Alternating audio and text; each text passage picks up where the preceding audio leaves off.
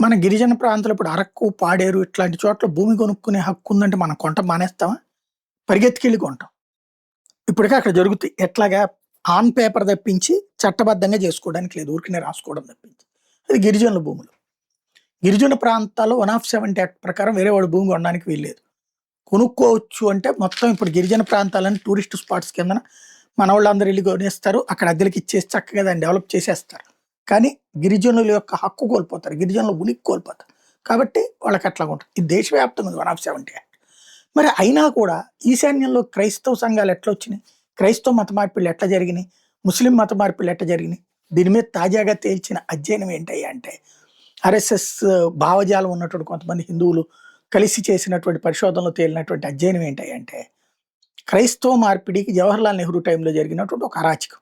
వెంటనే కొంతమంది ఈ మధ్యన నెహ్రూ ప్రేమికులు పుట్టుకొచ్చారు. గాంధీ ప్రేమికులు. ఆళ్ళొచ్చేసి ఆళ్ళ మీద పడి ఏడుస్తారని చెప్పి ఏడ్చే ఎదవలు ఉన్నారు. విషయం ఏంటంటే ఈశాన్య రాష్ట్రాల్లో ఎప్పుడో బ్రిటిష్ వాళ్ళ టైంలోనే గిరిజన ప్రాంతాల్లో క్రిస్టియన్ మిషనరీలు వచ్చి పనిచేయడం బిగించేసి వాళ్ళకి భోజనాలు పెట్టడం, వాళ్ళకి చదువులు చెప్పించడమో, లేకపోతే వాళ్ళకి సంబంధించినటువంటి ఏదో ఒక రకమైనటువంటి డబ్బులు ఖర్చు పెట్టడమో ఇట్లాంటివి.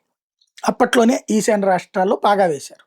పర్మిషన్ వచ్చింది. బీజేపీ అదే అప్పుడు ఉన్నటువంటి బెంగాల్ అదే సారీ బ్రిటిష్ వాళ్ళ గవర్నమెంట్ కాబట్టి. తర్వాత వెళ్ళిపోయేటప్పుడు బ్రిటిష్ వాళ్ళు వెళ్ళిపోయిన తర్వాత ఏం చేయాలి?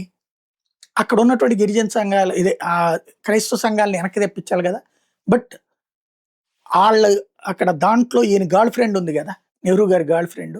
ఆవిడ కోరికో లేకపోతే అక్కడున్న క్రైస్తవ సంఘాల యొక్క లేదా క్రైస్తవ వర్గంకి సంబంధించినటువంటి వాళ్ళ ఇన్‌ఫ్లూయెన్స్ ఉందో తెలీదు గానీ, ఏం నిర్ణయం తీసుకున్నారంటే, అక్కడ కొత్త వాళ్ళు ఎవరు ఎళ్ళడానికి వీల్లేదు. ఎళ్ళాలంటే అక్కడ పర్మిషన్ తీసుకోవాలి. లోకల్ దీంతో. లోకల్‌గా ఉన్నటువంటి నాయకుల మీదన క్రిస్టియన్ సంఘాల పెత్తనం ఉంది. ఒత్తిడి ఉంది. లేదా అదే వాళ్ళు చెప్పినట్టు నడుచుకుంటారు ఆ నాయకులందరూ కూడా. హిందూ సంఘాలను అక్కడికి పోనీయకుండా చేశాడు. తద్వారా సుదీర్ఘ కాలం పాటు అక్కడ క్రిస్టియన్ మిషనరీస్ ఇంపాక్ట్ పనిచేసింది.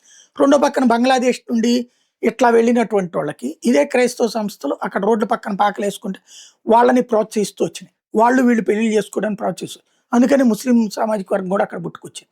గిరిజనులు అటు ఇటు మార్పిడికి గురవడానికి కారణం అది. ఇప్పుడు మోడీ వచ్చిన తర్వాత కానీ, అంతకుముందు వాజ్పేయి వచ్చిన తర్వాత కానీ 170 స్ట్రిక్ట్‌గా ఇంప్లిమెంట్ చేయడం ద్వారా హిందూ సంఘాలు అలౌ చేయడం ప్రారంభించారు.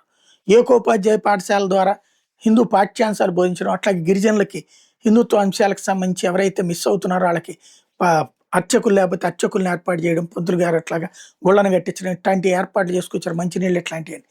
వాటి ఇంపాక్ట్ ఇవాల్టి రోజున కొంత మార్పు వస్తుందన్నది వీళ్ళ లెక్కలో తేలింది.